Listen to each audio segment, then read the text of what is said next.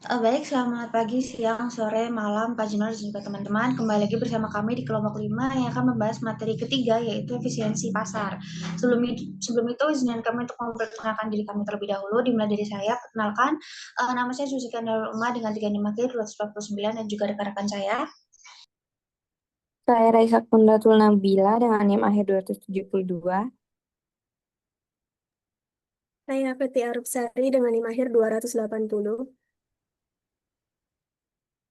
Saya Salsabila Dinda dengan NIM 389.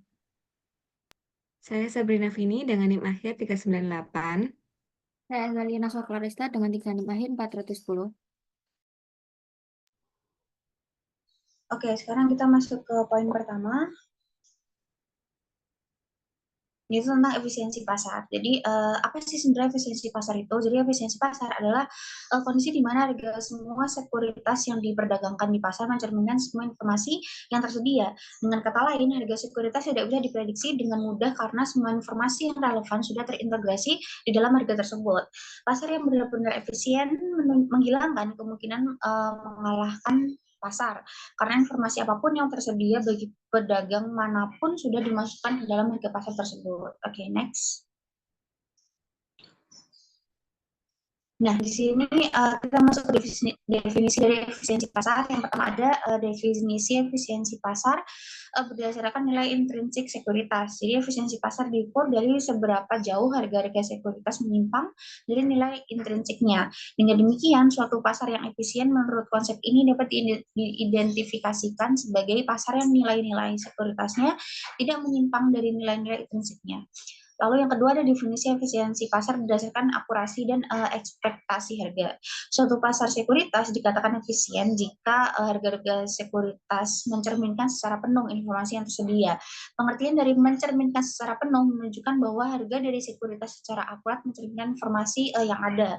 Lalu yang ketiga ada definisi efisiensi pasar berdasarkan distribusi informasi.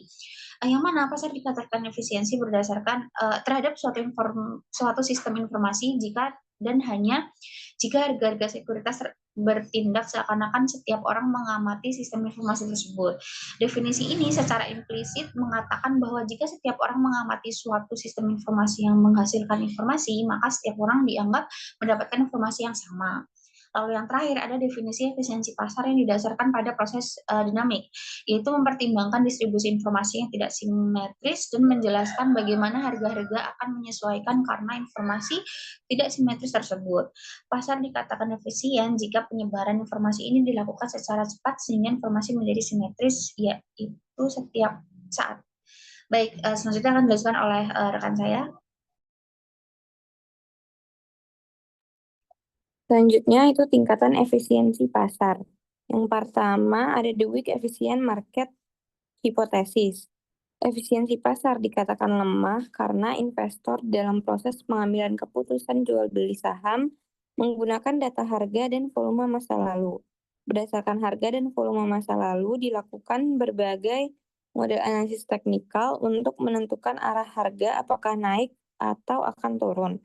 Apabila arah harga saham akan naik, maka diputuskan untuk membeli, dan sebaliknya jika arah harga akan turun, diputuskan untuk menjual.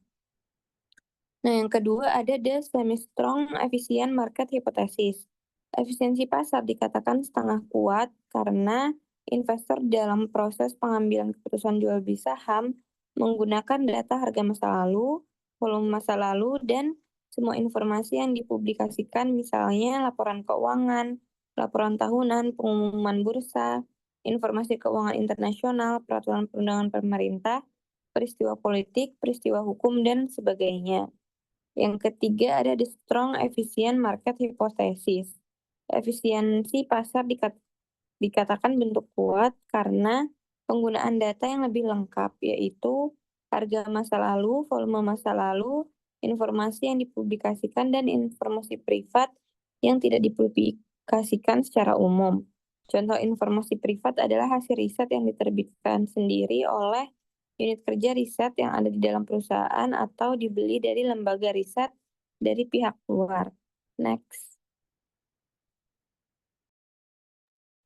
Yang selanjutnya ada bentuk-bentuk pasar efisien. Menurut Pama ini mengklasifikasikan bentuk pasar yang efisien ke dalam 3 efisien market hipotesis atau EMH, yaitu yang pertama ada efisien dalam bentuk lemah atau weak form, yaitu semua informasi di masa lalu akan tercermin di dalam harga yang terbentuk sekarang. Kemudian yang kedua ada efisien dalam bentuk setengah kuat atau semi strong, yaitu harga pasar saham yang terbentuk sekarang telah mencerminkan informasi historis ditambah dengan semua informasi yang dipublikasikan. Kemudian yang ketiga ada efisien dalam bentuk kuat atau strong form, yaitu harga pasar saham yang terbentuk sekarang telah mencerminkan informasi historis ditambah dengan semua informasi yang dipublikasikan dan informasi yang tidak dipublikasikan. Next.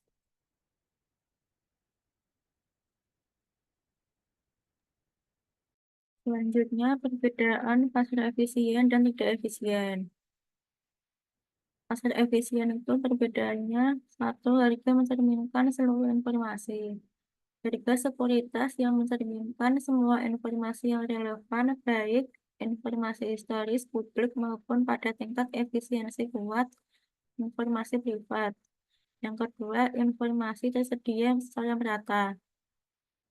Semua pelaku pasar memiliki akses yang sama terhadap informasi, sehingga tidak ada yang diuntungkan secara tidak adil. Yang ketiga, tidak ada peluang keuntungan abnormal secara konsisten, karena informasi sudah tercermin dalam harga, maka tidak ada investor yang bisa mengalahkan pasar tanpa mengambil risiko lebih besar.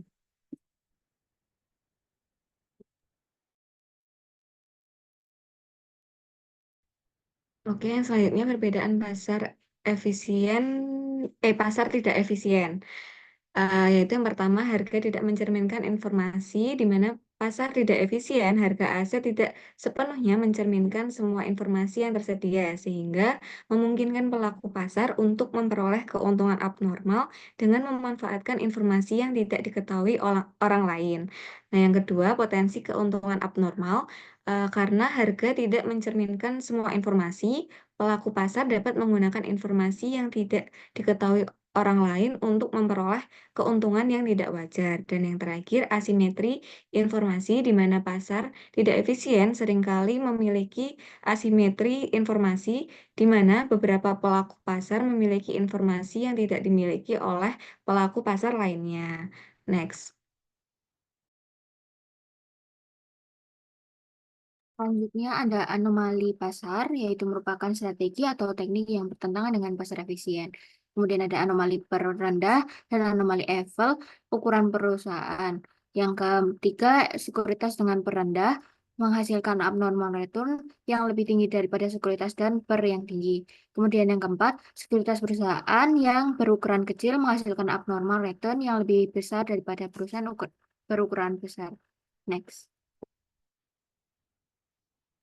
Baik, itu tadi presentasi kami mengenai materi ketiga. Terima kasih atas perhatiannya dan sampai berjumpa di materi-materi selanjutnya.